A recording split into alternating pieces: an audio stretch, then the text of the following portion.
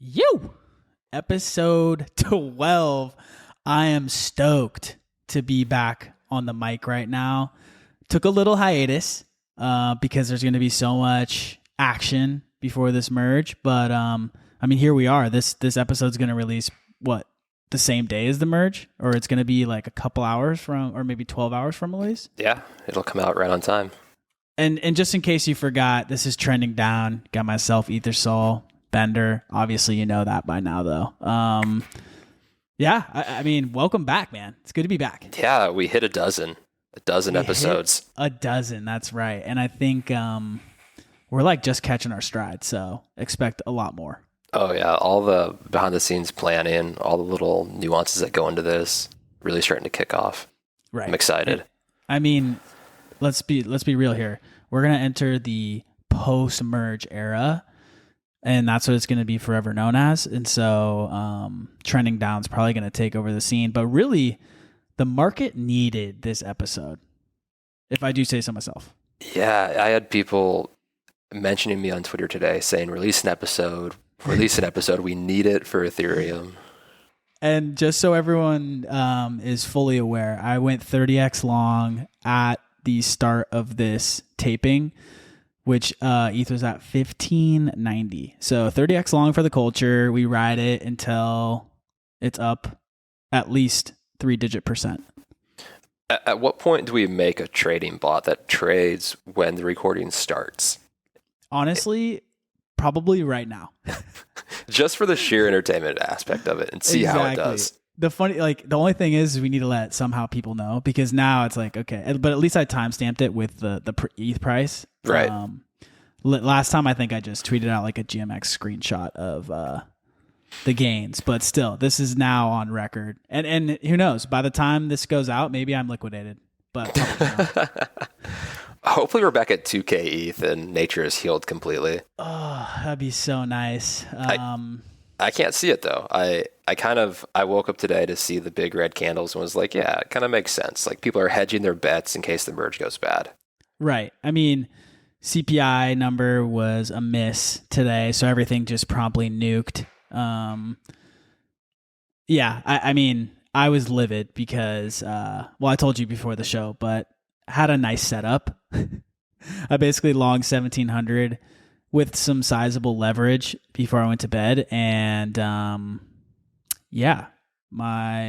didn't wake up in time. So woke up to a lot less. That's an expensive sleeping in. Yeah. Yeah. Beauty sleep doesn't come cheap. That's what I'm learning.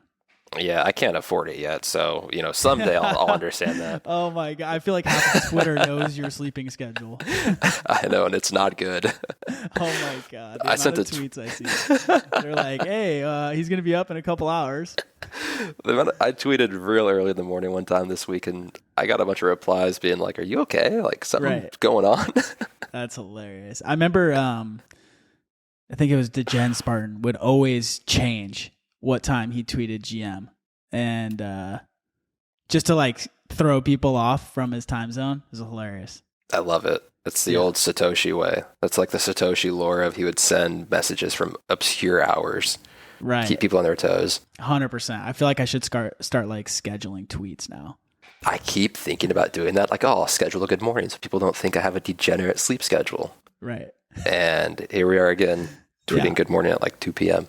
Just rugged yourself, but it's fine. The market's been like, for all intents and purposes, been kind of sideways. We had a nice little run and then got nuked today. But if you didn't know any better on the timeline, everyone's just like truly acting like we're at the lows, and ETH is still up 100% off the lows. So do you think that's a bit of an echo chamber? Like the best engagement is got from the worst tweets. Like if we go down $10 on the Ethereum price, but if you panic on the timeline, I feel like you get better engagement and it kind of incentivizes people panicking.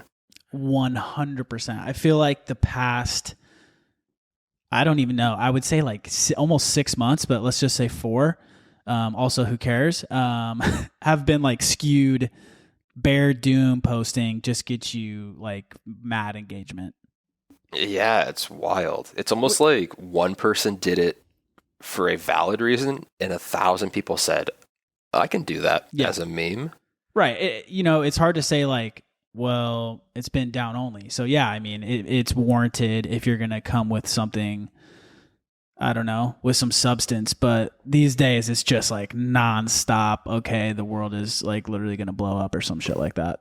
I mostly started ignoring it, man. Like, yeah, when we first so hit, caught up. Yeah, the one that really got me was Kaleo's tweet today, which was him admitting that he sides with the Bears. Like, the longtime bull was turning bear. Yep. And that was the one tweet that I was like, okay, this is well thought out. It's well written, and he's being honest. And he had that ominous good luck at the end. I was like, ooh. And then did you see what he linked at the end?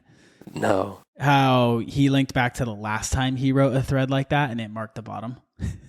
No way. And he was like, I swear I hope this happens again. Oh, the beauty that would be. Right.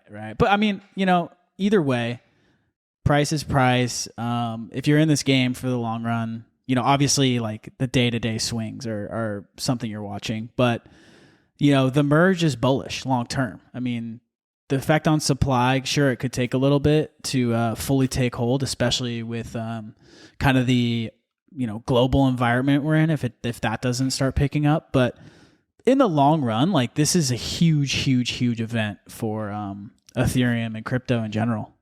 Oh yeah, we're not going to have some crazy price action the day of. Like, we'll have some pumps, but we're not going to jump to 5K ETH or something. No, and like anyone expecting that is probably. I don't know how that would actually happen. It would have to be like, oh, hey, so the code actually burnt all the Ethereum. And so, now it's like 5K. But then we would just nuke it back down to 1,500. Correct. I mean, I would sell everything. Oh, absolutely. 5K, especially in this environment. You can buy it all back and then ride off into the sunset with generational wealth. Absolutely. But I mean, this is like, for all intents and purposes, I feel like the biggest event in crypto history. Is it fair to say? Has to be. I mean, the only thing that could be comparable would be like maybe Lightning Network for Bitcoin, or like one of the major hacks, but those don't even seem like they're on the same level. Maybe like Mt. Gox or like the ETH DAO, right? Like where they forked the whole chain and now we have Ethereum Classic. Yeah. Like, that's all I can think of, because like Lightning is basically just dead to rights. Yeah, but that's fair. They tried. They gave it a shot, and it was they did valiant effort. Yeah, I mean, maybe one day, you never know. You can never knock that stuff. But for the merge, I mean, how are you? Like, what are you doing tomorrow? Oh man, or I guess today rather. Like nothing crypto related, which is funny. I'm gonna open a long before I leave the house, and I'll probably be gone all night. It's just like I can't control what's gonna happen. Right. And if I sit here and try to trade it, like I'll probably chop my bag if it doesn't work out well. So I figured just open a long and hope the merge hits well. Like, it wouldn't shock me if we had like a failed consensus on the early blocks after the merge, like we saw on the last testnet that had people kind of spooked. And I would not be shocked if we took like a quick red candle for 30 minutes and then like consensus hit and it was universally successful and we just pumped upward for a bit. Yeah, I'm expecting volatility for sure. I mean, I think the biggest thing though is like, if this thing goes smoothly, regardless of a quick little pump, like what an accomplishment for just crypto in general. I mean, for everyone to be like, oh yeah, okay, we're switching to proof of stake, and like see that kind of all play out and then become reality is pretty massive overall. Yeah, it's crazy. Someone was saying that we should all get in like a voice chat when it happens so we can watch our bags go to zero if we have to. Well, they always do those like Ethereum live streams and they're singing songs and like watching it happen real time. Yeah. I'm not going to watch that, I'm going to be honest. I remember there was like 5K or maybe 10K people tuning into that for one of the testnet merges. And it was like, this is peak bear market. Everyone that's left is just watching this live stream of them singing and watching it go down on a test net. And isn't it usually like under 100 people watching? I think one time it was like in a couple thousand, but yeah, normally it's like no one. So I don't know. I'm not doing anything special. I think like I think the smartest thing to do with your bags, which is what we're all here for, so let's just dive in there, is to really do nothing. Because you brought up a good point as we were kind of prepping for this, is that, you know, you don't want to enter the wrong chain ID and then accidentally sell like all of your, let's say, true like Ethereum, you know, staked Ethereum, thinking it was like the proof of work chain, you know? Right. You don't want to make quick mistakes like that. And in my head, I'm like, all right, this is such a huge event. Like, let's see it at least materialize for a couple hours. I mean, I know that's a crazy ask for most of us to just sit on our hands for a couple hours, but it's probably the smart thing to do with, you know, something that's so substantial. Yeah. I mean, you'll have people that are going to, you know, degen leverage long or short the event and make out like bandits, but it's not going to be you. It's not going to be me. I know. I'm not going to roll those dice. Yeah. And I think if you're trading like on a platform that doesn't go down, hit FTX and Coinbase today, then I think you could do that. But like if you're on chain trading, you might have some interruptions, maybe not. But as far as like moving things around and depositing and withdrawing and like all that stuff and staking, like I'm going to just chill for a little bit. You don't want to get caught in that one-off obscure bug. Right. That gets found. No. You don't want to be on the, you know, cover of CoinDesk's newest article about how, you know, some NFT degen mint was happening and then it just drained everyone's ETH. Right. Yeah. Right. Like today I was playing Xbox and my game froze and I was irrationally mad about losing like 20 minutes of my time today. As you should be. But now imagine if that was you and it was like your net worth. Right. Like, hell no. Yeah. I mean, totally, the next level of magnitude, I'd be more livid, but still, I you know, I'm right there with you. Yeah, I think you're right. I couldn't handle that. No, the best thing to do is just sit by, watch, see it happen, watch it play out. Maybe just tweet. I mean, it's what we all do anyway. Yeah, enjoy the timeline. Enjoy the possibility of crypto ending tomorrow if it goes horrible. Oh my God. I know. There's been some, obviously, some FUD on Twitter of just like people talking about, oh, what if they get one number wrong and all this stuff? I mean, anything can happen. But, and just imagine, like, just for a second, let's walk that dark road, even though I don't want to. Like an ETH DAO situation where they have to, I feel like ETH is just way too big to, like, have a Band-Aid fix at this point. Like, there's no forking the chain of like 2 ETH, you know, proof of stake chains because one of them messed up. Like, I just don't, that would be worst case scenario, I think. Yeah, but I think it would survive. Like, for sure. I think you're right. Why no not? Matter what, it's going to survive. You might just nuke it like 50% immediately, but that short's going to hit nice. I know. Shoot. Like, tomorrow is going to be definitely one for the history books, no matter how it plays out. I personally, and I'm going to put this on record before it all goes down, I think it's going to go smoothly with all the tests they did and stuff like that. So I'm in that camp. I'm going in with positive vibes. Yep, me too. Like, you do scary shit as developers all the time where you're clicking buttons hoping that, like, out of my hands now, just hope it all works out. Like, I think it's going to work out, but I think worst case scenario is it's like a failed consensus for 30 minutes or something on the chain as the blocks try to figure themselves out, kind of like the testnet had, and then it's fine. Yeah, I agree. So there we go. I mean, the merge, you know, how do I play it? Whatever. Like, if you have ETH, hold that on mainnet, I would say. You know, if you have some on layer 2, maybe send it over. If you're listening to this and it's a couple hours before, do it now because you'll get the if you want the airdrop ETH. Otherwise, just kick it and see how it all plays out. Yeah, I think all the setup is done beforehand. And then you just hang out, enjoy the night. Exactly. Like I won't even be home. I'm leaving. I mean, that's probably the best way to do it, right? Yeah, just carry on life as normal, and then all of a sudden, oh wow, it's proof of stake already. So that's great. Yeah, that's how I see it. Like I can't change what happens. No. I have no way to impact what will happen here. And the only thing that I could do is probably make a bad decision or an irrational choice. I mean, you're telling me you're not going to hop on the Ethereum core dev call and then hop in the GitHub and start troubleshooting some consensus errors?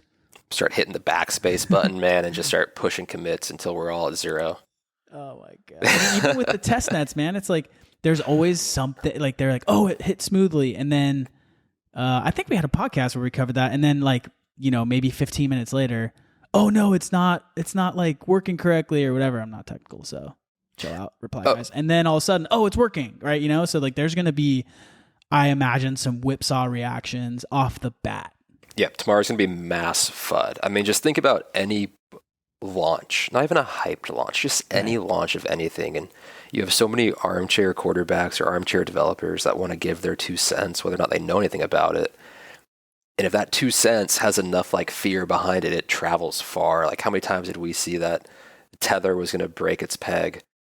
Yeah, USDC was going to break its peg at one point. Yeah. I mean, people are able to run the most wild scenarios. So, yeah. So if you're just on Twitter tomorrow, sitting at home watching the merge, and you start seeing a narrative forming on Twitter, you really have to ask yourself, like, is this real, or is this like a fear mentality that's not really backed by logic? Right. I think that's going to burn a lot of people. Use some critical thinking. Don't use too much leverage. And kick it. Yeah. I mean, I think if you do anything else, like you're emotionally trading, and that's where you always get into a bad spot. Yeah. I mean, I know from firsthand experience with that, you don't want to force a position or, get influenced on the timeline. It's so easy to do that. And generally, it's the wrong direction. Right. So if you're going to do it, I guess just fade yourself. Exactly. That's what I'm doing. I'm fading myself because I'm going to fade myself by literally sending myself away from a computer is what you're doing. Right. The 2 moves I would make is if the blockchain fails to find a consensus on the blocks it's mining, I would short and I'd let the short print. Yep. And then the minute there's a successful consensus or the merge is deemed successful, you would long. It's 2 plays. Other than that, you're just going to get in a bad spot. I mean, that's great advice though. Right there. So yeah, it's just the technical play, and like you let the technical play speak for itself. Yep. And if you long a successful merge and ETH dumps, you tried your best. Like, what else can you do there? And here's the deal: if you are longing with a long-term mindset, and maybe you go into it with like, hey, I wouldn't mind, a short-term trade here, but then I'm willing to hold long-term. Then who cares? It's a win-win. You're probably already long though. But there's going to be a ton of capital, as we've discussed, that probably is sidelined right now, waiting for a successful merge that doesn't care about the first week or month of price action.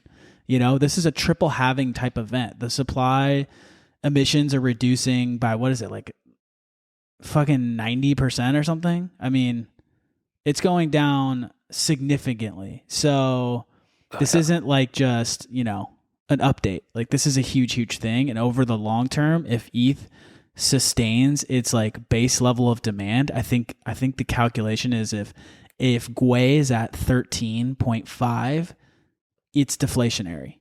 And so in a high minting environment, all these layer 2s popping up, I mean, we'll see ya. Let yourself kind of think about that for a little bit, and then maybe holster the short-term actions with,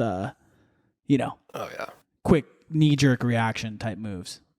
Yeah, you've got, if I'm anyone that has like immense size behind my name, like I'm just going to pick a random company here. If I'm like, Amazon, and I'm wanting to buy Ethereum, I'm not buying it before the merge. I'm not buying it where it's the highest risk possibility to lose all my money. No. I'm going to wait a week or 2 or 3 or a few months until it all settles and say, okay, let's start picking up this bag for whatever comes next. Yeah, let me pick up the ESG crypto. Like literally, and everyone wants to talk about how, oh, AVAX has staking and it's like not novel, and Atom has staking. It's like, okay, cool, but this is Ethereum we're talking about. I mean, I hate to say it, but it's a much bigger deal. Yeah, and I think people fail to recognize that. It's the same thing with like Amazon versus like a mom and pop shop. Like maybe the mom and pop shop does something that's innovative that Amazon isn't doing, but it's not as big of a deal if Amazon did it. Right. Because it's just a big mover is moving. Like you're steering an entire ship a different direction. You're not like spinning with the sails on a little dinghy boat Right. and go another direction. I think I read somewhere it was like you're basically changing the engine out of a flight that's midair. Which is horrifying because we are then the passengers of the flight. I know. We're all literally. When you put it that way, I might sell everything right now, but I guess that's why they tested it out multiple times. But that is a scary thought now that I think about it. So I think this is a good question too, is if you have stables on chain, should you move them off chain tonight or before the merge? Probably not the worst idea, but I wouldn't say it's like you have to do it right now. Like, get in there before the merge. But I mean, any sort of precaution that you take is always one of those things where it's like better safe than sorry. Right. Wouldn't wait last minute.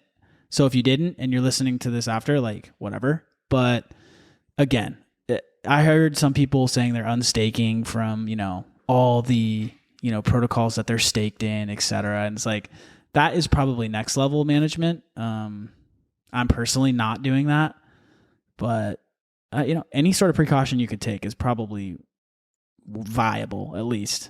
Right.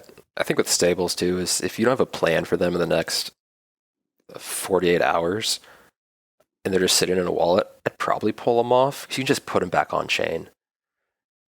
Yeah, exactly. I mean, you protect yourself and you say, okay, I'll take these into actual cash in the event of something apocalyptic happening.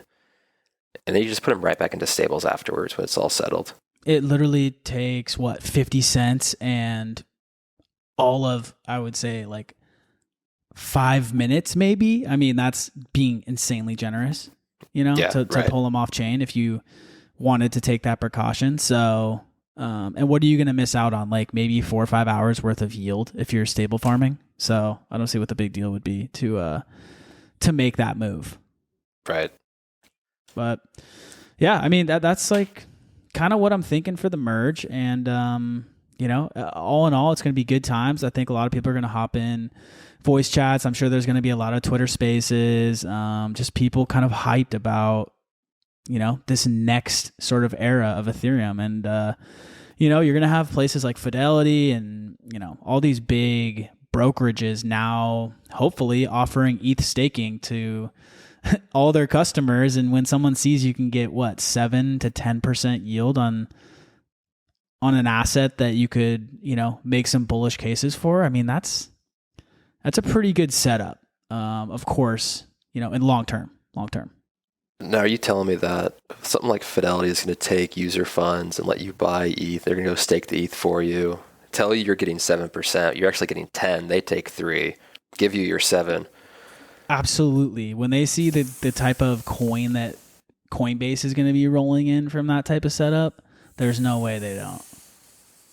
And that's a bullish narrative for the entire ecosystem. But we saw this play out once before with Luna. Right. But not the same scenario. It won't happen the same way. Right. Yeah. It's a good point though. And, it's just one of those things where, okay, cool. You're making that kind of yield in an environment like today. It's a pretty easy sell. Especially when you're competing with like bonds and stuff, Mm-hmm. But yeah, it's going to take some time to really educate people on where the yield comes from and like, right. What's happening there and what the risks are. That's the thing is no one cared about Luna. They didn't care where the yield came from. All they saw was, I can get this nice yield for my money here. And that was exactly why everyone got just absolutely giga wrecked. Right. But the stranglehold that it had on the normal community in crypto was immense. So if you could imagine that with Ethereum, right, going to these traditional financial institutions, it could be good. I mean, Ethereum is for for where we're at, it's becoming a household name. I'd say Bitcoin's like on the brink, if not already there. But Ethereum is nearing that escape velocity as well, I would say. And so, yeah, I mean, when you have that recognition, it kind of bodes well for people to be warmed up to it, especially, the older demographic is like super opposed to anything new technology. I mean, it's just how it goes. Like, what the fuck I know we talked about this before, but your boy ain't on TikTok. So maybe I'm just a boomer. You know what I mean? So like, this is the type of thing where it could bring in a ton of money and maybe it's pension funds, all this stuff. See, now I'm getting super bullish, so I should just like relax. No, dude, you're right. I've had more people in the last 2 weeks ask me about crypto and be like, hey, what do I want to get into in crypto right now? It seems like a good time. Than I've had in the last 4 months. Like, people are coming back around and kind of seeing that, hey, this big catalysm occurred with Luna and the collapse and the sell-off, and it survived. And they're saying, holy shit, like, can I get in on the next wealth generation of the next cycle? Like, we're not going anywhere. No, absolutely not. I mean, I think you and I have been pretty adamant on our stance of long-term, we hope to be doing trending down from, I don't know, a beach somewhere when ETH is 10K, but still, this is a long-term thing. Oh man, I could just envisioning that sounds so great. Literally in your voice, I could hear you daydreaming about that. Nice little warm sand. Get the whole trending down fam out there just ripping it. That would be great. Content goes down very quickly, but happiness just skyrocketed. Exactly. I think people would understand the hiatus there. Another thing with the merge too is, which I think everyone's understating, is how fast it could hit the news cycle in like Fidelity, Vanguard, MSNBC. Every station could have a segment about sustainable Ethereum. Yep. Do you ever think about like what this would look like if it was in a bull cycle? I haven't yet, but I could imagine it would be absurd. I mean, so all the capital that flows in, we got to, what was it? Like 2, maybe 3 trillion market cap, somewhere around there, during the peak. And we're at like, around $1 trillion now. But imagine all the capital flowing into Ethereum because everyone wants this free airdrop. Everyone wants to play the merge. I mean, you could have seen this thing hit, I feel like it could have hit 10K.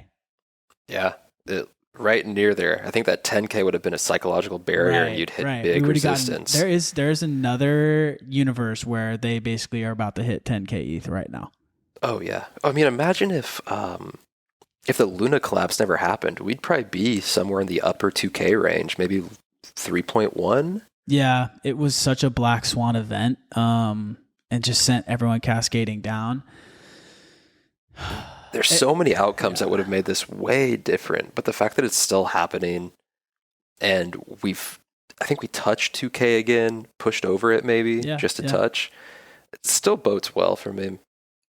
Yeah, no, I agree. I mean, I think we're in a good spot. Again, long-term outlook, it's insanely, I would want someone to come on and debate with me why they don't think there is any bullish future for crypto. But then again, I don't want that because I would just be annoyed as fuck the whole podcast. So I had that conversation last week, actually. Oh, God. It was what was the main argument?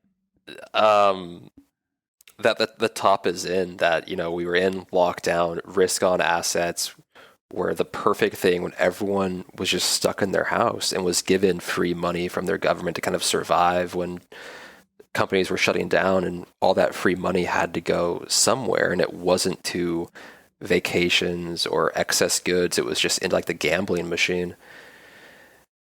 So the top is in for every asset known to man, basically?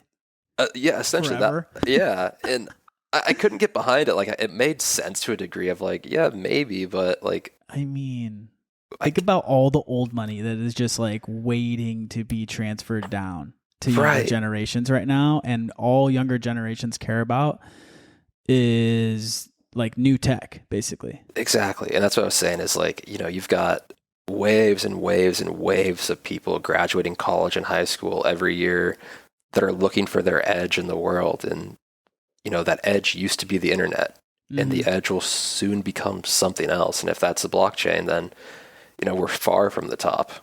Right. No, I'm in that camp. So, I mean, decent point, I guess, to a certain extent. But let's think about that. Like, so the stock market's just peaked forever. Like all the companies that you're basically like shorting all of innovation in the entire world. And, there is an argument I think people are like making where I've seen that where it's like, no, yeah, it's all done. And I'm like, okay, that's kind of weird, but you're like shorting humanity.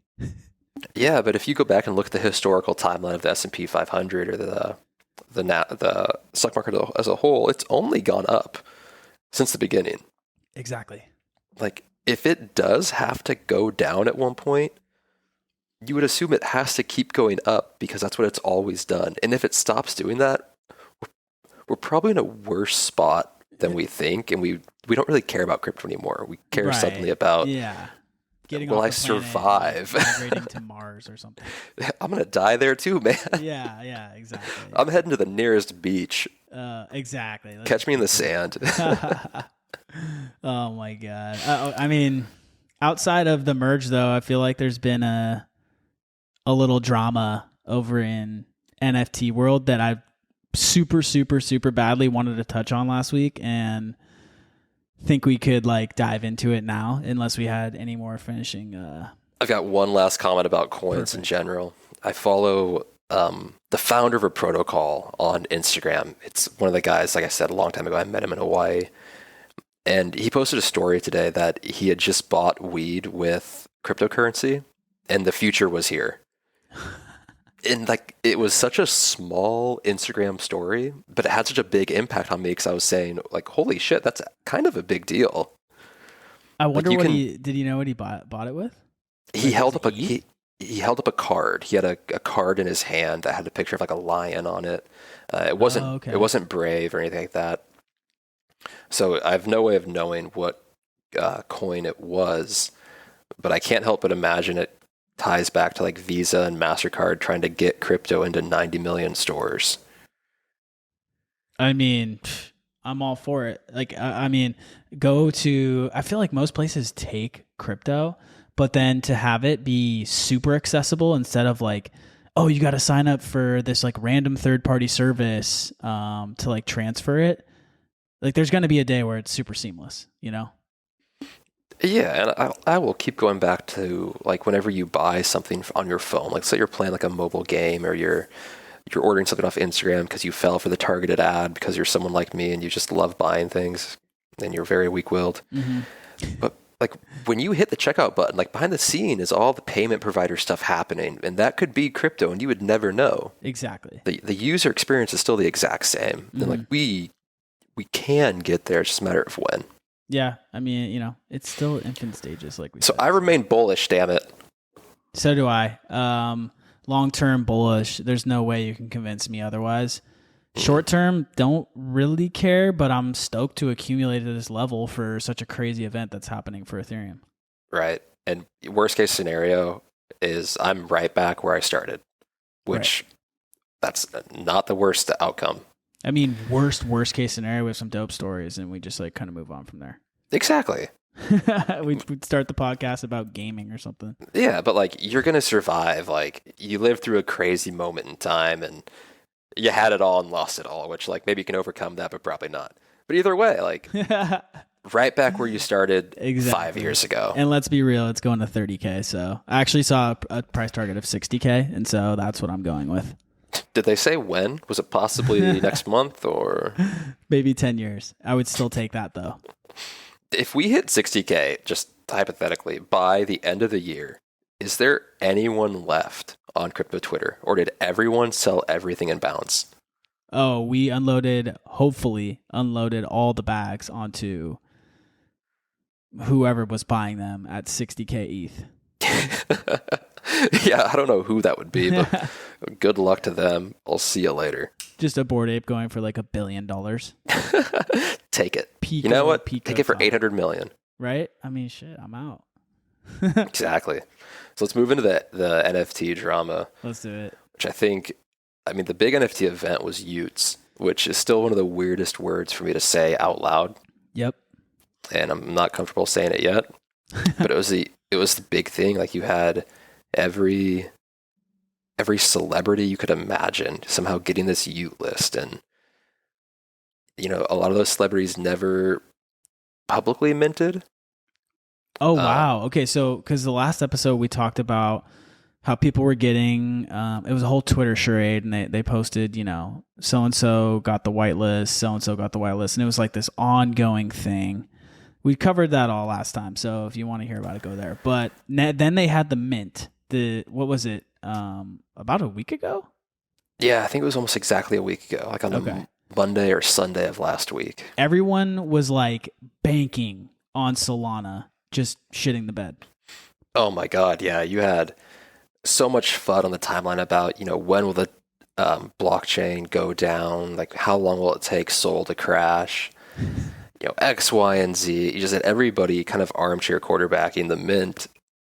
But I don't think people realized that, Solana existed in the last bull cycle, and its like throughput in that cycle, it was almost certainly higher than a single minting that's happening in the bear market now. Right, that's a good point. So I didn't understand those takes. I didn't want to go back and look up the transactions per second to see if I was right. But I couldn't shake that thought of surely they had more transactions per second at the height of their bull when they were like $240 per coin than they do now. Wow. So, the blockchain held up fine. There's no issues. It was just, honestly, a really shitty experience all around. It didn't go well. That's kind of like the vibe I got. So Solana held up. It wasn't anything to do with the network, but it seemed like people were not able to mint or something. I mean, yeah, it took me 74 or 75 minutes to mint, and I'm talking not click mint, fails, you walk away, come back and try in 10. I'm talking I sat here I'm smashing this mint button. I'm getting like a 504 error, like a gateway 500 from their API. I'm going back to Twitter, reading tweets, clicking mint again. I have a window open where it's loading. It was a shit show, man. The whole thing of hey, this is all I do, so I'm going to sit here and mint it until it's ready to mint. And someone else would be like, dude, why don't you just walk away? It's like, nah, dude, this is not how it works. Trust me. Exactly. And then you had people that were just walk away. Yeah, and it was like the classic, the traffic issue where you have, a stream that turns into a waterfall, and the people that got in with the stream minted fine because they were there waiting for the exact minute the mint went live, and I forget what I was doing, but it was not something productive. So you're a couple minutes behind, maybe. I was 5 minutes late to the actual launch. It said launch at 8 p.m. I was there at 8:05. Right. Dude, down. It was just, website loaded great. The visuals were fine, but, you try to connect your wallet and it might say, no claim eligible for this address. You might hit the mint button and it would just try to send the transaction, and then it would fail. It was messy. So, okay, I was not part of it, so I'm just going to ask the questions here. But on the timeline, was everyone immediately blaming Solana, or was it, it's clearly client side type deal? It was Solana because you had to really, I guess, kind of know what you're looking at to see that it was the client side issue. Of course, was just blaming it on the scapegoat, the standard go-to, which is, the network of Solana. Right, which made sense at the time too, because you click the mint button and suddenly all that happens is, the minting little breadcrumb pops up in a little loading sign, and then it throws you an error saying, could not mint, and all you think is, oh, Solana sucks. Right. But if you look into it, it's actually it was the DGods API throwing an error code essentially back to the user saying, hey, it didn't work out. So is that something that is easy to fix? Or with that much traffic, is that pretty much an unavoidable situation? And it kind of depends. I don't have the visibility to their backend, so I don't really know what was happening or what they're going through, but it shouldn't, if the API is failing to kind of authenticate or give you successful codes back, it's incredibly fixable. Okay. and it's not hard. It really seemed like there was a single API that just couldn't serve the traffic. And had it been like horizontally balanced out, let's say you have, I don't know, 10 instances even, right? You probably could have served it better, but it seemed like there was only one instance. So it's hard to say, and I don't want to like get on a high horse here and play like the armchair developer, but like from the perspective of someone that's done this in the past with like companies that handle scale, yeah, it's like you expect it. Like you should have prepared for this. There's a bunch of steps you could take to prevent the API from failing. Mm-hmm. But that being said, like I don't see the actual back end of the code. I can't see what the real error code was other than, a gateway timed out at the API. Yeah, I mean, for my fully left curve type of approach, I'm thinking like, okay, there was, I believe, 15K able to mint. A normal mint that say is just like open to the public on like Ethereum, that's a gas war. I mean, the peak bull run would have had way more than 15,000 people smashing that. Even if it was just not even like, maybe it was multiple wallets, but still. Oh, yeah. Just tons of different accounts smashing that. So my immediate, again, left brain or left side of the curve type take is that seems like something that could have been avoided. Oh, yeah. So, you should expect it. Like, let's say... I mean, it's the most hype thing ever. And like, okay, maybe a couple people roll up to the site who, obviously weren't listed or whitelisted or whatever, but they just go to check it out. But 15,000 people that you could just have to like basically guarantee is doable. And I'm not a dev, so like obviously come roast me, it's all good. But still, super doable, incredibly doable.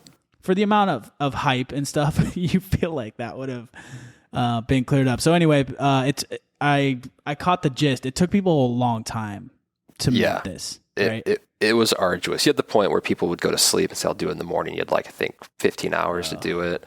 My degen ass on any sort of NFT project. It just, God, it's so crazy how like one little like hang up like that can kill momentum so much. But I mean, are people still minting? Like how severe is this?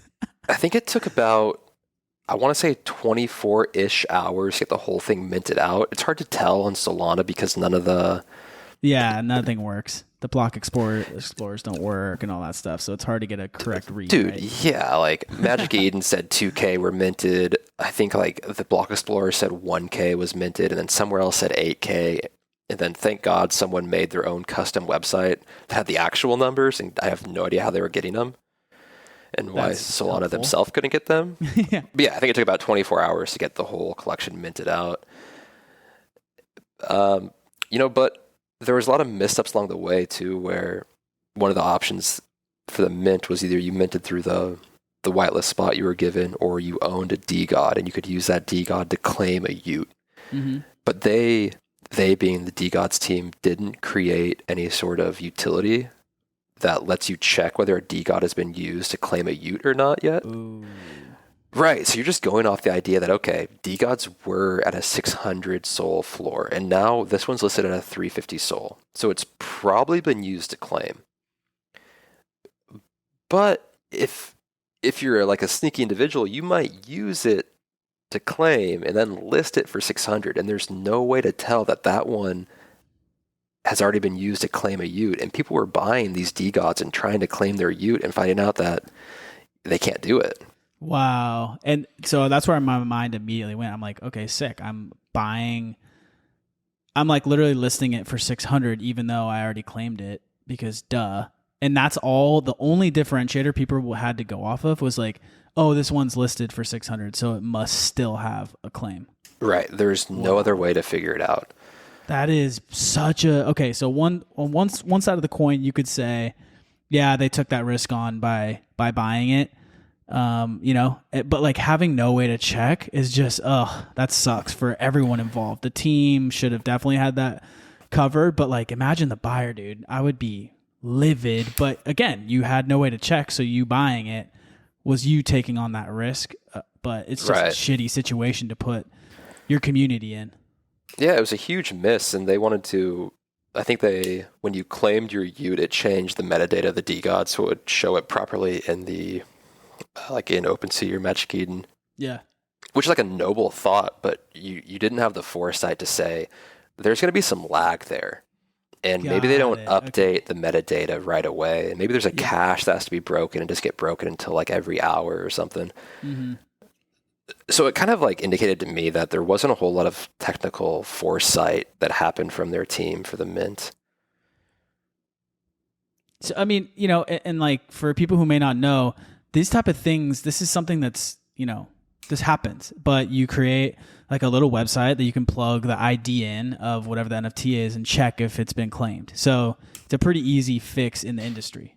Oh yeah. And right? you know, ApeCoin did it with with their drop. You could go in there and just type in the Apes number and see if it was claimed or not. And that was like a game. Like, I mean, people were checking for that. And then if it was mispriced, going, buying it, claiming, relisting, and that whole thing. Right. And they already had the infrastructure to say, you claim your metadata changes in the background, and Magic Eden will then show it eventually. Well, you should then make a utility that says, you know, put in this DGOTS ID, check the metadata. Has it been changed? It has. It's been claimed. It's almost really like they wanted to go like a more futuristic route or something, but you have to have both options when you're in this like high flying sort of space where people are always trying to catch, you know, a quick buck or a quick ARB opportunity. Right. So it was wild though. So they did not allow trading to begin until an hour after minting started. For the tube. Yeah. So you minted a tube, which you could then burn to make the Ute. Got it. It's an interesting conversation too, because, you know, should you be able to trade something you bought right away, or can you not trade it until the thing sells out? Originally they had it where you could not actually sell the tube until the full mint was finished, and they walked it back to only 1 hour after the mint started. Wow. And did they walk that back before the issues happened? Yeah. It was, I think the day of, they changed that decision. Oh no. So, I mean, if you're someone who's willing to sit there and smash refresh, you probably could get a pretty good exit price if that's what you were looking to do. Exactly. And here's where it gets even crazier is Magic Eden couldn't support maybe the volume. I don't really know what it was, but a lot of people had issues listing their Ute or their tube. Okay. So you might have had 4,000 minted, and there was only 6 listed for a while. You just couldn't list them. So a few people made out like bandits. I think they exited like north of 200 SOL before the price fell to about 150, and then it kind of sine waved between 120 and 150. Okay. So there was so much opportunity to take your mint, to play the mint, and accrue free Solana coins before buying back in. I mean, if I knew, like, you know, if I was playing in this and I knew that a large portion of the supply couldn't list and I was able to, I would for sure list and buy another one. I mean, absolutely. That's a no-brainer, you know, especially on those type of hype launches. You generally sell before reveal and then buy back in. Right. You know, unless you want to hold for the lottery ticket and hope you get like a rare or something. So, well, I think people even do that wrong. I think they buy during the high volume mint and they hold on to it, say, I'm going to diamond hand this, and they forget that NFTs are kind of a game of volume where it's better for you to actually sell into that volume, take that money, and then buy 2 more in 2 days before they reveal. Yep. Yeah. And that's when you start diamond handing, once you've protected some of that capital. And Utes gave you a really strong place to do that and kind of make that play and get to a positive, like a positive number before diamond handing. Yeah. I mean, that's insane alpha right there for anyone looking to get deep in the NFT game. It's so simple, but such a miss that people, you know, they don't follow their own rules, right? They just get caught up in thinking up only. But, you know, I'm guilty of that, of course. But, you know. I think we all are to an extent. Yeah. So, okay, so where are we at now? So now I checked, I checked yesterday. I think Utes are about 130. I checked before the podcast. They're still at 130. And they're tubes or Utes now? They're tubes. There's still no Utes. So that's where it gets kind of fun. Okay, here we go. So you mint a tube. You take the tube. You can then burn the tube to make your Ute, meaning that tubes are deflationary, and like any other vial we've seen in the space, the vial is worth way more than the Ute. Yeah, lottery chance at like a rare. Absolutely. I think you've got like CloneX vials were 2 times the floor of CloneX's, even though you're probably going to open a floor. It's like the blind box, essentially. Yep. And during all the shenanigans and all the stuff that's happening, it kind of became clear that the DGods team, I'm going to dance around some words here. Okay.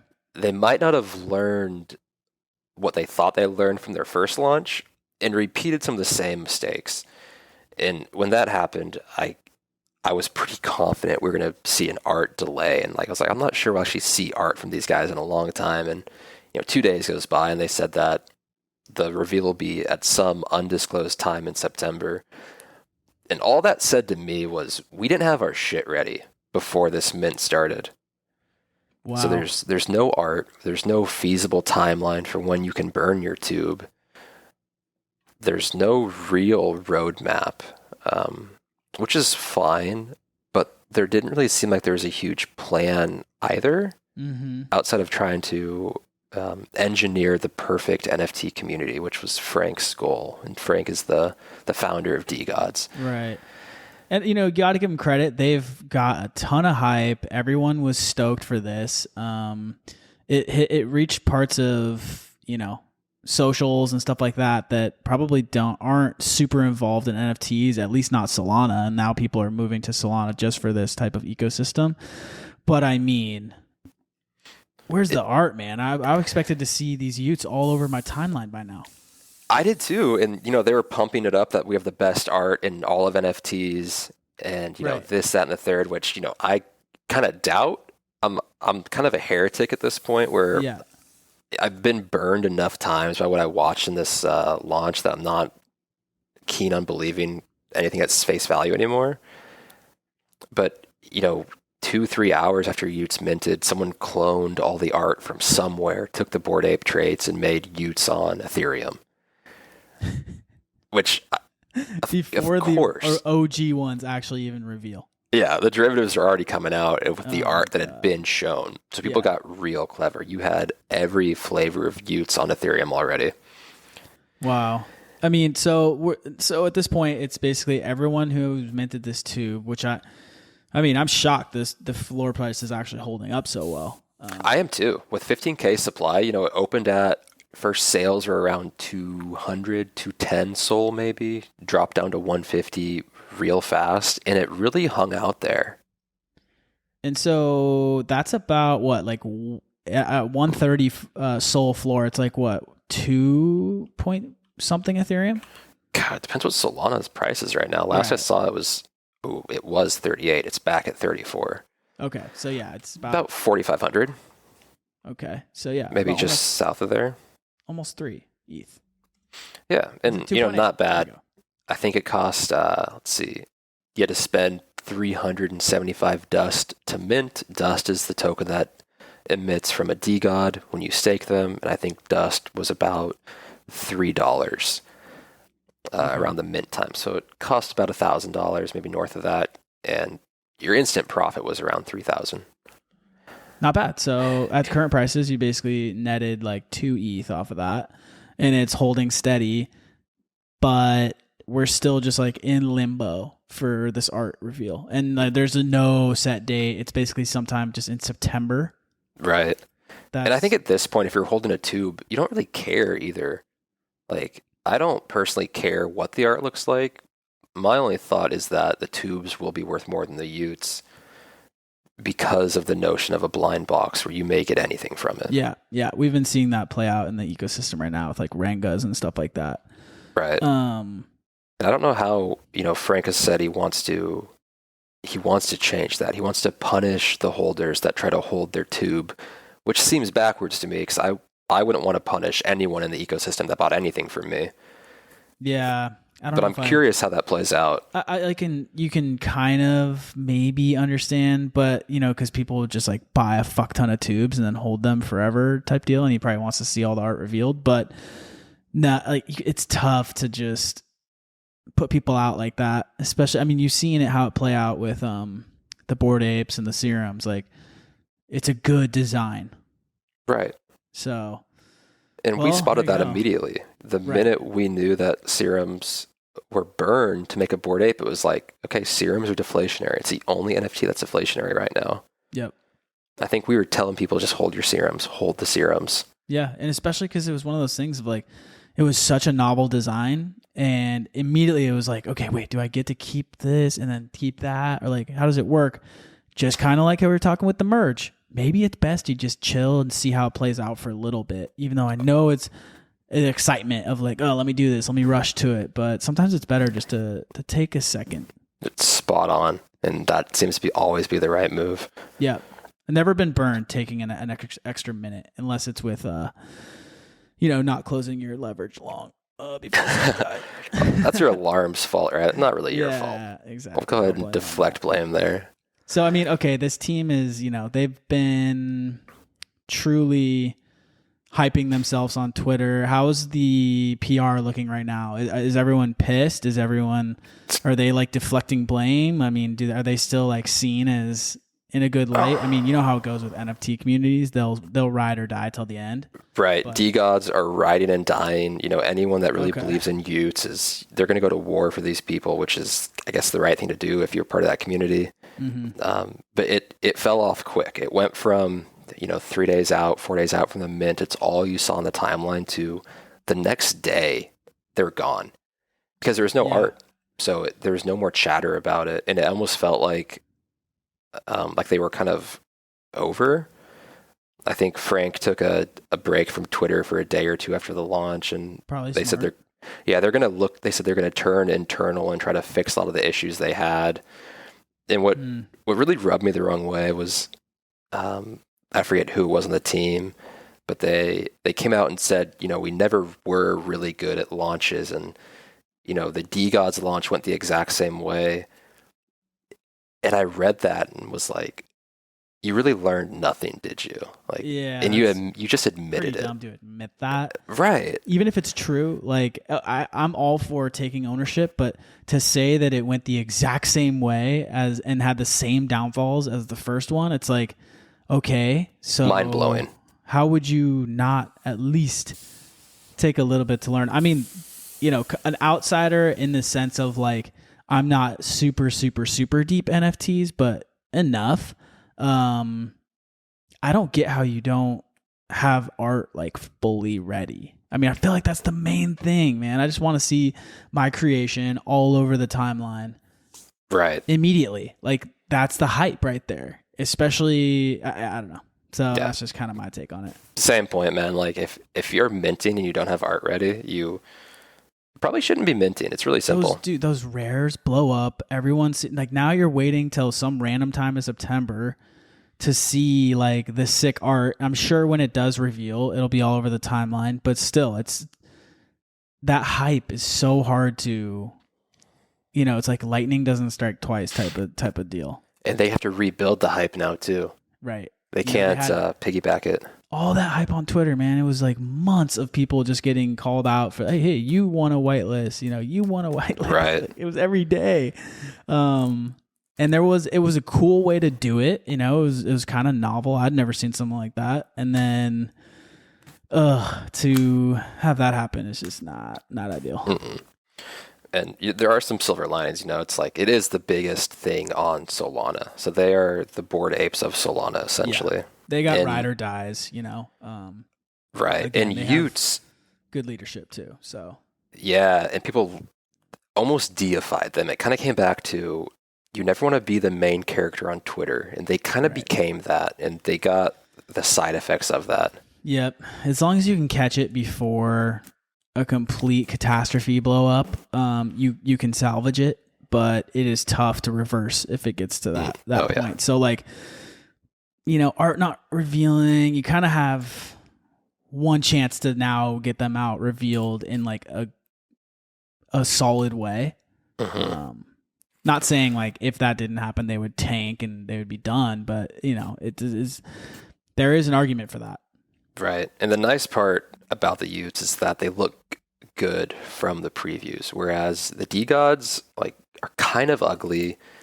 And it's like, I'm not kind of bashing them there. It's almost like the widely accepted opinion that the D-Gods, no one liked them when they came out because of how they looked, and they grew on people over time, right? Like the mutants grew on people, and a lot of the mutants are still ugly. Yeah. But the Utes really have that clean aesthetic that can push a narrative farther than I think the D-Gods could. So there is some silver lining there. They made a really smart play where right when the mint, I think, started, maybe an hour into it, they announced that they had a $7 million raise for Dust for their protocol to build out their ecosystem. So they had a big seed round. They had Pentoshi and I think 12 different companies that bought into it. Okay. And it was smart. Yeah, because I think what they did is they minted in Dust, but they accrued all this Dust they can't sell. I think they just sold it out into a seed round at a fraction of the actual cost. Yeah, I mean, smart way to do it for sure. Right. So, I mean, speaking of people raising money and, well, I won't. Yeah, either way.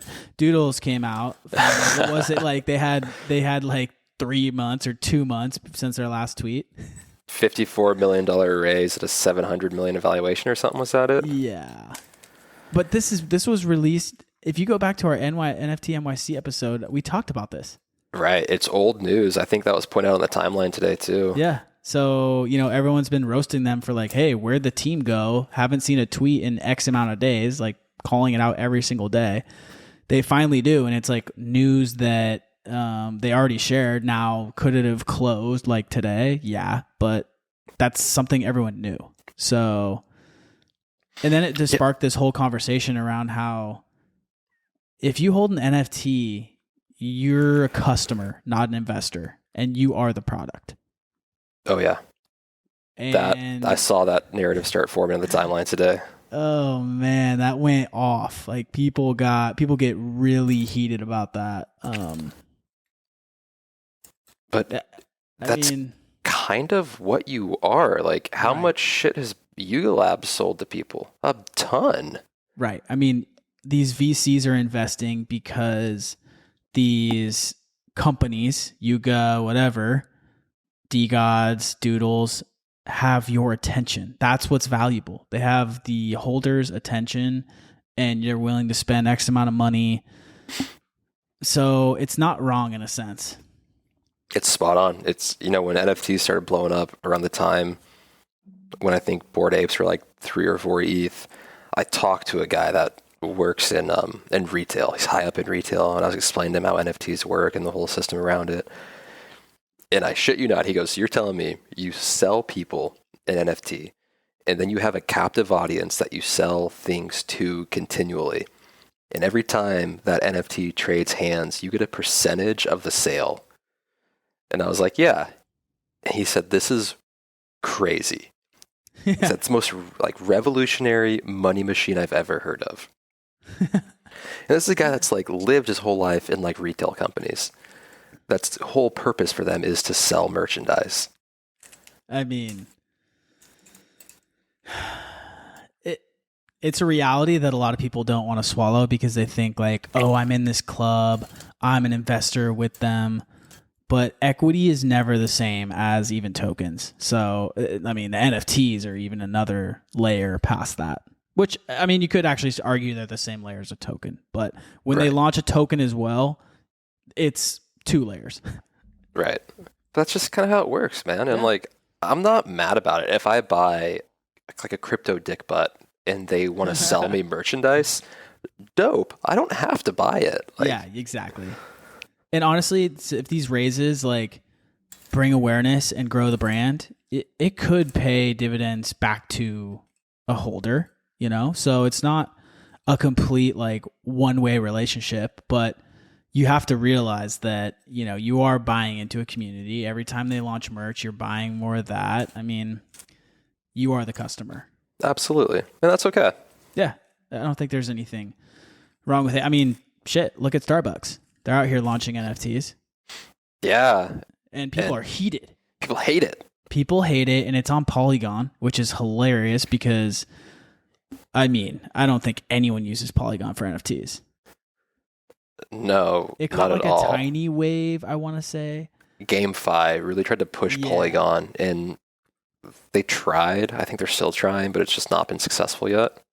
I mean, okay, so Polygon's BD team is GOAT status. They have all the sickest collabs and are always landing like sick partnerships. I'm like, at some point, does this reap, pay dividends to them? Or is this one of those things where they're just shelling out, coin to all these companies to get this fat list of like exciting names, and then after it runs its course, it's like, hey, cool, peace, thanks for the cash, but we're out. Yeah, man, I don't know.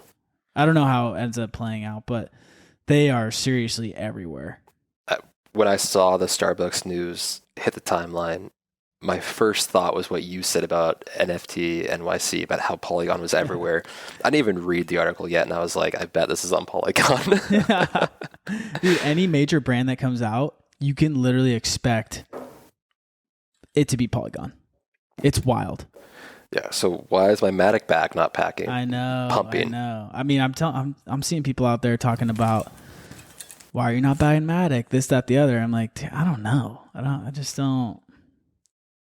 don't see it. But watch it go to $100 and me miss out on generational wealth. So I think was Iron Finance on Polygon?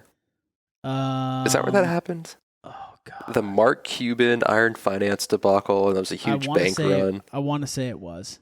I think that's what burned me from Polygon. And I was like, you know what? Bad enough. Yeah, like whiskey. I can't drink whiskey ever again because of one New Year's. Yep, there you go. And Iron Finance is my whiskey. There, I mean, seriously, it's all it takes is one, and then you're never going back. But yeah, Starbucks. I think at the end of the day, it's another brand, another like recognition of the space. If anything, right? Baseline, willing to put it out there on their socials, which for these corporations, that's a big deal. So the fact that they're out there spreading that kind of awareness, of course, they got absolutely murked on the timeline for that, but still, they're not like out here deleting tweets.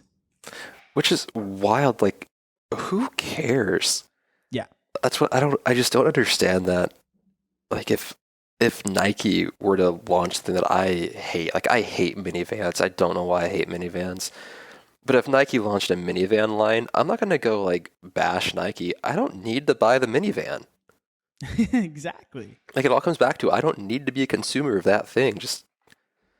I don't get it, man. Just ignore it. How about that? Yeah. It's just crazy in today's age. Everyone's got something to say. Yeah. But and I love that we keep going back to the old internet posts from like the early 90s saying the internet's a fad, internet's not here to stay. And they're kind of comparing that to crypto today. And God, I hope they're right. But, I don't think Starbucks is that internet moment. Again, you see like Fidelity, BlackRock, Starbucks, Nike. I mean, Nike had literally an NFT line item on their financials. They made like $100 million or something off of clones. No shit. That was in their financials. Yeah. It's a public company out here making their 10K. So it's like, okay, keep fading the entire space. Even as it gets integrated right in front of your freaking eyes. Yeah. And even with all the haters that bash the Starbucks thing, it's only good. It only has more awareness.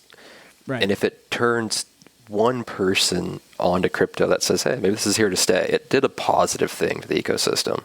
And you know what's funny about that? This whole, like, those situations, it's like so many people will be like, who the fuck uses this? You would be surprised at the amount of people who, like, use, I don't know, the native app to get like points and all that stuff, but also just like these niche little campaigns a ton of other companies do. People just like, for some reason, eat it up. Oh yeah. I dated a girl that was a big Starbucks drinker, like all about the points, all about like the reward tier, had to go like so many times a month.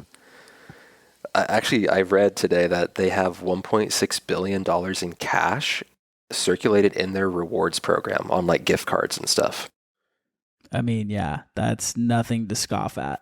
No, like, welcome to the crypto market. Exactly. Buy my bags. I welcome you here. Please. And just have it be ETH, not Matic.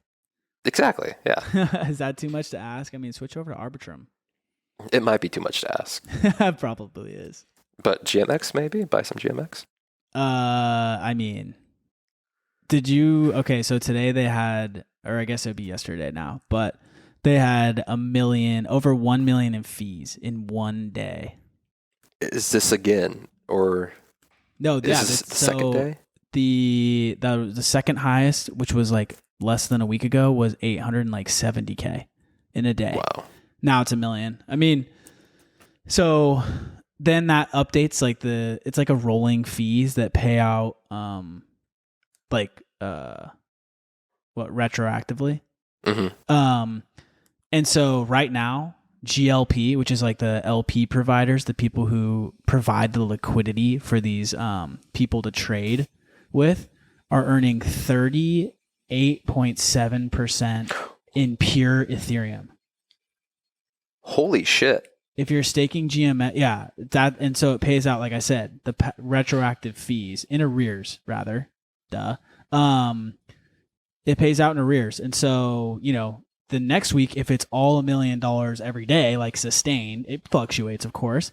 But if fees keep ramping, you just keep making more until, more GLPs minted or whatever. But 38% in pure ETH, and it's basically 50% stables. GLP is made up of 50% stables, and then I want to say like another little bit of ETH, Bitcoin, and like 2 other coins. But pretty solid basket, and you're making almost 40% just in pure ETH. And then just for staking GMX, you're making almost 10% in pure ETH. That's a return you would get in like the peak of the bull market.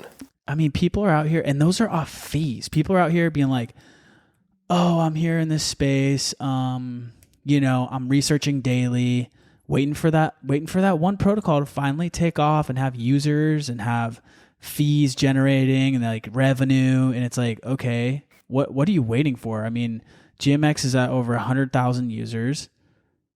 It's got, I mean, shit, if you annualize yesterday's fees, which is fucking me cherry picking, but that's almost $365 million in revenue. Like, crazy. That's big boy money. So either way, I had to plug GMX. So yeah. I mean, like you said, it could be the link of this bear market. Yeah. I mean, you're earning fees like that. So like, it's one of those things where it gives it like a base level of valuation. So it's tough to like deviate from there, where like, these coins that are built off of hopes and dreams, it's like, oh, it's going to be this one day, and it's able to shoot up, 100x, right, in a bull run or something. But what would you rather have? Something that's basically printing for you and going to go up over time if fundamentals keep getting better, or a pipe dream? And that's not to say speculation can't run wild when these guys release more products and stuff like that. So there is still that element to it. But right now it's like there's almost a floor price for it because of the fees that are being pushed out. It's just a monster. Oh, absolutely. I saw it happen in real time when I think the overall market went down and GMX had like a 15% positive day. Right. And it was it was an in-your-face moment of like, this thing is not going anywhere, is it? Yeah, it's crazy to see something get like usage like that, and kind of catch on and be able to support its staking with native fees instead of like, just random emissions from their token. How much bigger do you think it would be if it was on Ethereum rather than Arbitrum? Honestly, I think it might end up being smaller because really, to open a trade, it's a gas transaction. So, and to close a trade, it's the same. And if you don't have that on Arbitrum, Arbitrum is like what, less than a penny right now, or maybe a couple cents to open and close a trade, and the speed is lightning quick. So when you wanna, if you're trying to use perps and you're scalping like the 5-minute chart or the 1-minute chart, you're never going to be able, like, it's even tough to maybe do that on like GMX, but it's easily doable versus like FTX or something. But even that went down the other day. But if you're swing trading like during the day, GMX is literally like your prime candidate. It's so easy to do that. So I think like, people might not know about it because it's not on mainnet, but eventually when the bull market comes back and these gas prices are like, back to 5 to 10, maybe even higher, $50 a transaction, the protocol would die. Mm-hmm. So I think it sort of helps it out that it's on a layer 2. It almost seems like the DFK of Arbitrum. Like DFK was the only reason that Harmony 1 existed.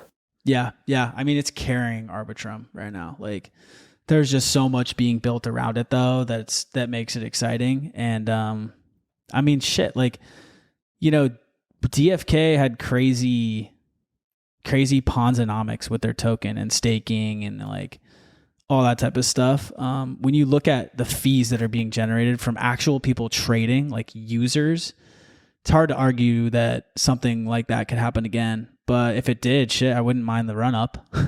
I love that you called this perfectly too. It was months ago when you said the next narrative is fees. It's not going to be TVL like it was of the bull market. It's going to be fees and how many fees you're generating per day. Right. I mean, because fees is from actual usage, So it's like, oh, okay. So someone from fucking TradFi could come in and be like, oh, I can fully see a path for growth here. Users are growing. It's at over 100K.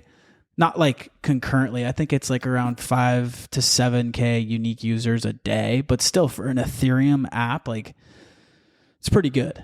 But 100K plus lifetime users, and then just like, I mean, $1 million in fees in a day, right? Like people are trading tons of volume on there. That's nuts. So it's just, it's crazy to think. I mean, shit, imagine if, and you ask how big could it get? It's like, cool. Why couldn't it take on something like Binance or Coinbase or FTX that went down, that go down multiple times during like high volatility events when you really need them? So how big could it get? I mean, it could definitely get at least half their size, if not the same size eventually, which, I mean, I couldn't even imagine the fees per day. 10 million plus. I can't even imagine the yield you'd get. Right? Paid back to people holding the token for once. So Christ. Yeah, it's just wild. But let's say ETH takes a huge red candle. We lose 50% of ETH and we're down to $700 per coin. GMX has to respond, right? It has to come down also. For sure. And I think that's where the opportunities lie. Like when you get these Bitcoin nukes and these ETH nukes off of CPI or whatever the outside factor is, it's such a good time to scoop something like that. Because it's like how the crypto market works, right? We're still all pretty correlated. And so you can catch a quick dip on something that maybe shouldn't have dipped at all. Right. So yeah, I think there's definitely opportunity out there. So, it's wild. That's one of the coins that people have talked about more in the timeline outside of the coin ecosystem, like deep in the NFT ecosystem. I've never seen people talk about any other NFTs. And then there's GMX. I've had some like deep NFT homies reach out and be like, hey, can I schedule a call to talk to you about GMX? I think this is too good to be true. I'm like, and then they, I mean, some of the NFT guys have bags. And so when they see 40% in pure ETH for holding a basket of Bitcoin and ETH and stables, I mean, that's hard to pass up. Even if you didn't want to speculate on the GMX token itself, right, which is paying 10%. Oh yeah, that's some of the better route for some people, and like that is such an easy sell. I mean, 40% in ETH, that is a dream for. It's crazy. Shit. Yeah, it's crazy to think about. It's wild. I think I got close to 30% yield out of some phantom farms at some point, but you're getting like some bullshit governance token back. Right. I mean, okay, yeah. Like if you want to talk about DeFi summer, like Yams and shit was like 150,000 APR. We're going death pool now, huh? Right, we're talking exactly. death pools. We're talking crazy stuff, or like, I don't know, staking some random token and you're getting like 500% APR, but you're really just like getting the token back. So yeah, it's a crazy thing. But it's still the bear market. So there's opportunity for people that are around and still participating to accumulate, or at least look into it and use the system. I mean, shit, I've been having so much fun leverage trading on there. It's actually dangerous. I think that's the important part. Is I had a buddy, one of these people that came to me in the last few weeks saying, hey, what do I buy? I keep hearing about GMX. They wanted to know if they should buy it. And I was like, I don't know, man. Take like $200, go move it over and play with the platform. See if you believe in it. Yeah. And that's like where so much of conviction comes from, where once you start using the tools and say, okay, I can see the path for this, I think that's when people start buying in. Exactly. I mean, again, a lot of these products, it's like, who's going to use it, you know? And then if you're not using it yourself, why are you buying it? Yeah, crypto like creates more problems than it solves at times. Like the DAO that wanted to buy the Constitution. Why? Right. Why was that a thing? I enjoyed it. Giga pumped. Yeah. And then people got mad that it crashed, and it was like, of course it crashed. Well, like, what did you think? They lost the bid. I still love that, though. Like, I can't help but think that there would have been one person somewhere that had the Constitution, and then you would have had millions of people saying they own part of it. Right. I'm like, I don't know if that's really how this is all going to shake out in the end there, big guy. But, like, sweet. I mean, that would have been so funny. I really wanted them to win. Like, one of those, like, okay, you got to include this in the Netflix doc about crypto. I cannot wait for it to come out. I mean, I feel like they roll some out every now and then, but you know there's going to be just one that's a hitter that resonates with everyone. It's going to involve Luna. Some of the other stuff that blew up, Celsius, all that stuff. I mean, shout out Celsius. If you're still stuck there, it sounds like they're going to maybe pay people back in the next couple months. So that's wild to think about. If it's Are they really? True. There's some leaked internal quotes from their all hands today, and it mentioned that they were looking to repay people who had their tokens in the custody section, right? And that's not the earn section, but there was another holding for custody, and so they were looking to pay them back before November. So now, can you trust what they say? No, but maybe. Man, I will always go back to that one comment you made about imagine you played the market perfectly and then did the right thing and put it into stables and parked them in Celsius or Luna and lost it all. Dude, I mean, there were TikToks about people being like, all right, buy this house, refi it, throw it in Anchor, Luna, earning 20%, and it'll pay the mortgage itself, yada, yada, yada. And it's like, oh, shit, man, I hope no one did that. Right. And on paper, you're like, oh, makes perfect sense. This is awesome. You game out 20% on stables and you're thinking like, okay, it's crypto. I've heard people make 30, 40, 50% on stables when like things are really popping off. So 20%'s chill, like whatever. And Absolutely. Then they like start accruing billions and billions in TVL and it's like, okay. But no one's batting an eye still. It's all good. And then obviously we know how it turned out, but yeah, it's wild because you kind of think, maybe you're like jaded, from crypto and be like, oh, 20% sustainable. You don't even think about how wild it gets at, such a high market cap of people jumping in.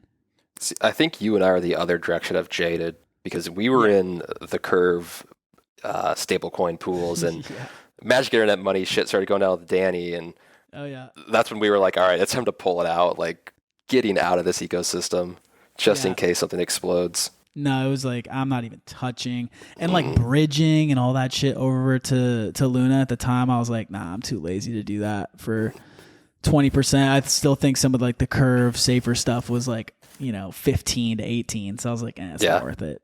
Yep, I said the same thing and we got lucky. Eventually it was like, all right, I'm just going to pull out of all stable farms right now and just like maybe go back to like, TradFi with it for a little bit. Go back to traditional income. Yeah, aka just rotting away in a bank account, but still at the time it felt a little safer than anything on chain. All right, so let's talk about the Queen of England real quick. Okay, yeah. R.I.P. R.I.P. Queen of England, 90 some years old, 94 years old. The day, and I'm talking the 30 minutes that the news broke, the Elizabeth Inu token was pumping hard. Yeah. And that is something about crypto that I love, is that... Do you know how many versions of that token there were? Oh, I can't even imagine. Like hundreds. It was hilarious. I love it. I love that we take any event and someone is out there being like, I got to launch a token for it. Yep. I got to do it. It's great. And like, as much as like, I don't know, some people want to bash it and be like, yeah, we deserve 0 and stuff like that for an engagement tweet or something. It's like, you got to admit, it's pretty hilarious. It's super funny. We do kind of deserve 0 in like many different instances. Yeah. But here we are. The Phoenix is always reborn. It's true. I mean, there's always a new Shiba Inu coin around the corner. That's a good question, actually. Do you actually think there will be another Shiba Inu coin, or are we past the phase of dog coins and into something new? No, there's 100% going to be a new one eventually. I mean, so the episode we had K Money on, he told us, and I don't know if it was on air or not, but he told us about Suka, TSUKA. Oh, yeah. I don't know what it was at. Okay, wait, maybe I do. Let me go look. I'm also opening Dex tools, don't worry. I'm that kind of person. Oh, yeah. Okay, so I don't know when he shilled this to us. We've got Doge 2.0, number 5 on Dex tools, so I answered my own question. Either way, maybe it was at like 2 cents he shilled it. But now it's at 7. But like Holy that shit. thing, I mean, it hit like 100 mil market cap the other day. And it went like 1,000x for some people. So yes, there will be more. And shit, that thing could hit $1 billion market cap for all we know. But I'm not buying it. No, hell fucking no. No, I like this is not the time for me to buy meme coins right now. Which maybe that's exactly the time I should be buying meme coins. But whatever, fade yourself. That should be the name of the episode. But we'll probably go with the merge or something like that. Something more appropriate. Yeah, exactly. Meme coins are just like the fake it till you make it situation where like you're losing money hand over fist until one of those hits that 1,000x. Yeah, and I mean, generally you can't sell all of it because the liquidity is just never there. So It's hard to like truly argue for it, but you do feel like you missed out when you start reading some of those stories. How do you think it feels to be the creator of like the Suka coin? And like you certainly made it as like it might work, and suddenly you're at 100 million market cap and you're sitting on your couch like, holy shit, what just happened? And it's all like speculation around like, oh, this guy was involved with Shiba, so this coin has to pump. Yeah. Meanwhile, you're like 2 seasons deep on Netflix. Like, this is a good idea. Let's see if this works. Yeah. You literally just spin it up and you're like, yeah, for sure. I'm going to do something crazy. And you write that in a Telegram once and then everyone's screenshotting it and posting it to Twitter. And all of a sudden it's at 100 mil. Crypto, baby. Never change. You got to love it, man. I mean, again, we got the merge. So, that's all we got going right now. But still, like, that's so huge. And, shit, I'm excited. I feel like, again, by the time this comes out, we'll be like 12 hours away from the merge. Yeah, big day. You think Vitalik is nervous, or you think he's dude? Think he's bricked up or what? He stays bricked up. Literally stays bricked up. And by the way, that 30x long is up about 20% right now. Ooh. But we're letting it ride because I'm going to post clout when we actually push this live to Twitter. And hopefully we're still riding by then. So trending down is keeping up with its namesake of breaking the curse of up only. It is. And I mean, people are really going to start getting mad if we don't like stick on the cadence. So people might honestly start a DAO and start paying us to stick on maybe a even higher frequency. Hint, hint. Can you imagine that? They're having governance votes on when we need to start recording. Yeah, exactly. I demand a podcast tonight. I demand a Twitter Spaces right now. And we're suddenly voting. Cogs in the machine. Yeah. Oh my God, it'd be hilarious. I could see it though. I mean, anything can happen. All right, here is my fear for the merge. We have an up-only episode tomorrow. Are you fucking kidding me? These guys are ridiculous. No, it's not announced. So I don't know if it's happening, but it wouldn't shock me if it's such a big event that I could see it happening. God, Kobe needs to shut it down, man. Is he just too smart and people tune into Up Only and are like, man, this guy really has his shit figured out. Sell it all. I don't know what it is, but it's just something about crypto where like a Peter Schiff tweet, right? When he says Bitcoin's dead and then we gigapump 10% the next minute. It's just like, that's what it does. It's so weird. The volatility and the way it moves really doesn't make sense, but it also does. Like the Shlonglong. It was an easy read. There's just you have so to many really of those know out the here. culture. Right. You do. You have to be embedded in it to get what's going on behind the scenes. And guess what? If you are not dialed in, you got trending down to help you out. That's right. And I've got a little gift for the listeners if they made it this far. Ooh, little gift. First 20 people to DM me on Bender and tell me their favorite Simpsons character gets in the snapshot that's happening from this episode. wow. I love that. Yeah, it'll be fun. It'll be fun to see who catches it because you have to get all the way through. Yeah, I mean, if you make it this far, you're a real one. By the way, the long is now up 30+%. Do we need to keep this going for the sake of your bags? I feel like last time it pumped even through publishing. So we're probably good. I mean, but like I need to just rock way more size with these. Oh, yeah, you'd be... Whew. Yeah. The trending down bot needs to start trading now. It does. Someone needs to like fire that up and alert the entire crypto community that like that's what's up. Man, well done. Yeah. Another quality episode. Again, you got that alpha if you stayed till the end. We got the merge. And yeah, we'll crank out another one of these for you. Obviously, with a little less lag time going into the next one. Up 40%. See ya. Ooh. Big wins. We love to see it on trending down. Exactly. Trending down. Nothing but wins, baby. But appreciate you guys stopping by. We'll catch you on the next one. Yep. See you later. Peace.